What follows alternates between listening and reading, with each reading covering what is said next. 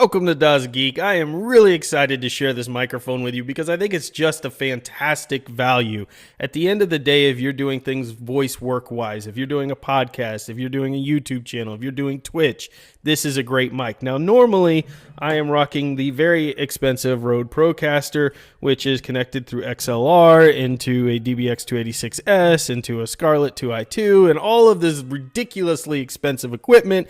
And what can be really frustrating is mics like this can sound as good, depending on your settings and setup, as some of these really expensive options. Again, depending on what you're doing. Now, something like a Rode Procaster has a lot more flexibility and other equipment you can add to it to do noise gating and those type of things that you're not going to be able to do with this out of the box. But still, for $99, the sound, I think, is pretty good.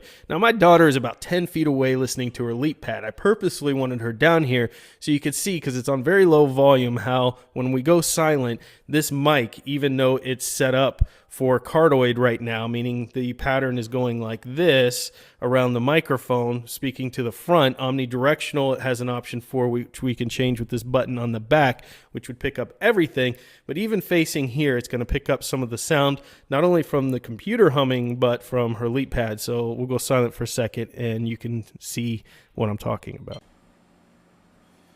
All right, so now I'm going to line both these mics up to about the same level, and I'm going to type. Now, I have the humidifier running in the background. My daughter's in the background, so we'll hear what we hear with these mics. So right now we are in the Yeti Nano, so we will listen to that and the ambient noise that it picks up versus this mic, the Rode Procaster, and then I'm going to bypass the Procaster so that it's only running through the DBX, and you'll see it probably has a more sensitive microphone.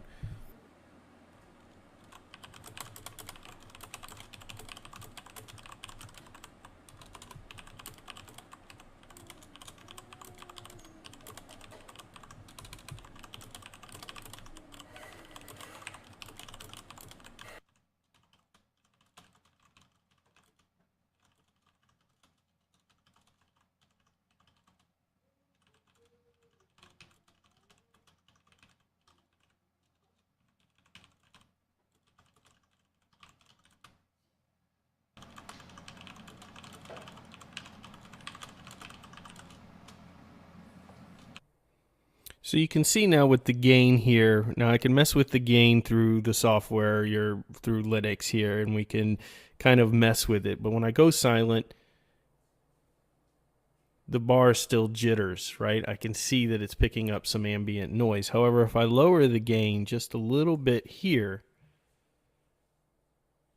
that goes away entirely right now, and I think the mic still sounds great. So you have the ability to kind of mess with the gain, even though in, say, in Mac and Windows you could download their software if you want, but essentially you just need to lower the amount of input given through this microphone, the gain, in order to get it so that it doesn't capture some of the ambient sounds if they're light. If they're anything that has any substance to it at all, sound-wise, dog barking, that type of stuff, you're not going to be able to gate that out of this microphone.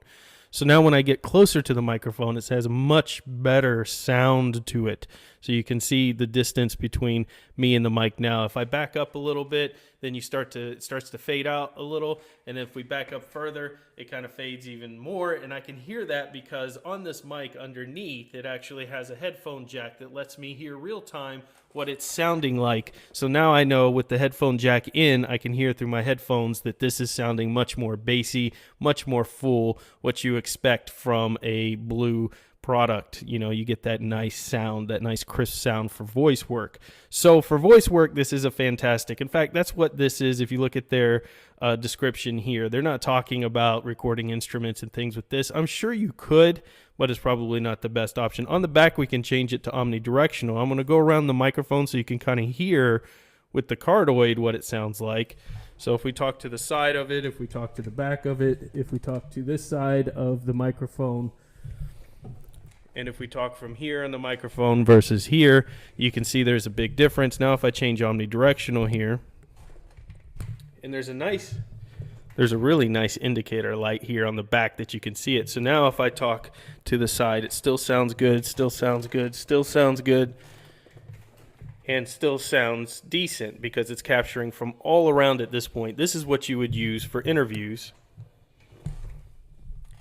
And this is what you would use for just you talking in a podcast and things. So looking at some other features, it has very, very fantastic sound quality, very clear sound quality. This has 2 capsules versus the 3 capsules that are in your $149 version. So you're saving about $49 getting this version versus the regular Yetis out there. But again, I think for most sound work, and the fact that this is much more portable, you get this nice stand with it. It also comes with a nice adapter so you can connect it into a boom arm, is just fantastic. Designed for easy streaming and recording. So, it just talks about what its main purpose is, works great with Discord, YouTube, GoToMeeting, any of your typical software that you would use to stream or do any activity like that. You've got your cordioid mode here, which is very much like I explained, and then your omnidirectional going all the way around. And this is their software, which unfortunately only works for Mac and Windows, but really it looks like it's just kind of a gain control. So I showed you could do that within your own settings, within your OS just fine. Additionally, in things like OBS, we can add a noise gate here pretty easily. I can go down to the mic and we can add a filter here and we can add a noise gate in. And as soon as I add that noise gate in, you're going to notice it's going to remove all of the background noise out there, just like a expensive DBX286S would do. So now I have that noise gating feature that I can add. So if I have fans and things running, or in my case in a basement, a dehumidifier running, I can gate that out and not have to worry about it getting into my recordings. So I think this is just a fantastic option. Supports sample rates up to 24-bit and 48 kilohertz. So absolutely great. You get the microphone output, you have the ability to connect this in through just USB, and you have the adapter that comes with the device so you can hook it up to your standard boom arm, or otherwise it has that jack that would, are on most DSLR cameras and that type of thing. So all in all, they just offer a great value. Here's a nice comparison against all of their lines. I've had the Snowballs before. I don't think they sound anywhere as good as the Yeti Nano. The Yeti and the Yeti Pro sound fantastic. You don't get the stereo mode in this. You get the omnidirectional mode. You don't get bidirectional mode, but you get the zero latency headphone monitoring, which is fantastic. You can also turn that off by holding this button on the back. You get the, shock mount attachments if you want to add to it as well. So all in all, just a fantastic microphone. Frequency response of 20 hertz to 20,000 hertz. That's awesome.